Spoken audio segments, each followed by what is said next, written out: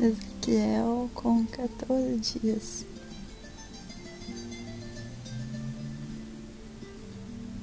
Na casa da vovó, junto com a mamãe, esperando a mamãe ficar boa para a gente poder ir para nossa casinha.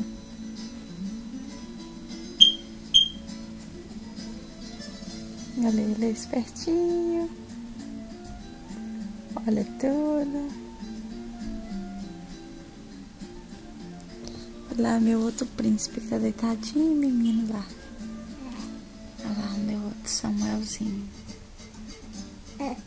Meu lindo da mamãe. Tá lindo.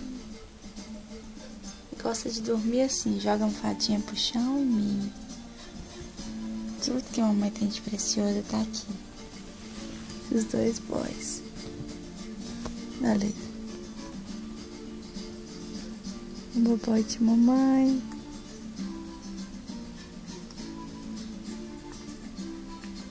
Né, Ezequiel?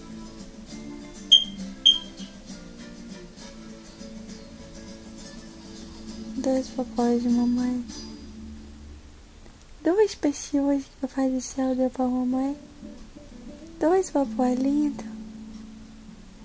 Né, meu amor? Dois papóis, mamãe, lindo. É, gostoso.